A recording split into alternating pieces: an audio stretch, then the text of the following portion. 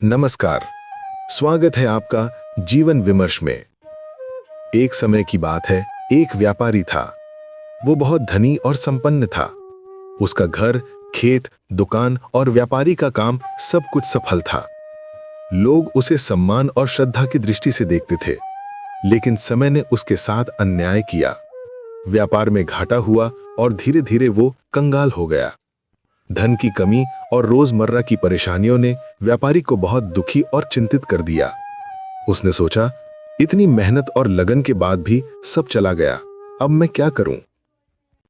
वो अपने मन की पीड़ा लेकर एक ज्ञानी और संत के पास गया। संत ने उसे शांति से देखा और पूछा, तुम इतने दुखी क्यों हो?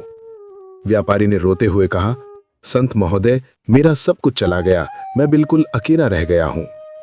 संत ने ध्यानपूर्वक कहा, तुम दुखी हो क्योंकि तुम्हारा सब कुछ चला गया, पर सोचो, क्या वो वास्तव में तुम्हारा था? व्यापारी चुप हो गया। संत ने फिर पूछा, जब तुम जन्मे थे तो क्या अपने साथ धन और संपत्ति लाए थे? व्यापारी ने उत्तर दिया, महाराज, जन्म के समय हम सब खाली हाथ आते हैं, मैं धन कैसे ला सकता था?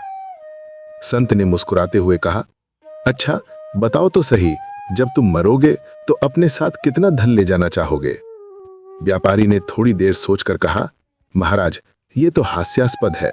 मरते समय भी हम सब खाली हाथ जाते हैं, धन तो किसी के साथ नहीं जाता।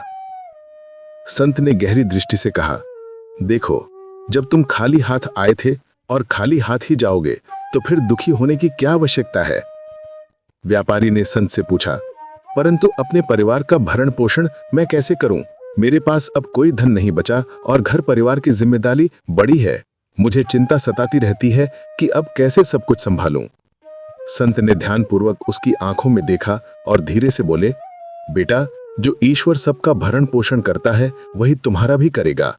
ये संसार का नियम है कि प्रत्येक जीव को उसकी आवश्यकता का प्रबंध मिलता है। तुम्हारा कर्तव्य केवल पुरुषार्थ करना है। अपने प्रयास और कर्म के प्रति समर्पित रहो, परंतु फल की चिंता मत करो। जब तुम निष्काम भाव से कर्म करोगे तब जीवन में संतोष और शांति स्वतः मिलती है। व्यापारी ने संत की बातों को अपने हृदय में उतारा। उसने महसूस किया कि चिंता और भय केवल मन के भ्रम है। धन और संपत्ति अस्थायी है और उन्हें खो जाने से दुख केवल इसीलिए होता है क्योंकि हम उनसे अत्यधिक लगाव रखते हैं। संत ने आगे समझाया, यदि तुम अपने कर्मों को निस्वार्थ भाव से करो, केवल अपने प्रयास पर ध्यान दो, तो न केवल तुम्हारा परिवार सुरक्षित रहेगा बल्कि तुम्हारा मन भी स्थिर और प्रसन्न रहेगा। यही जीवन का सच्चा मार्ग है। यही सुख और शांति का वास्तविक रहस्य है।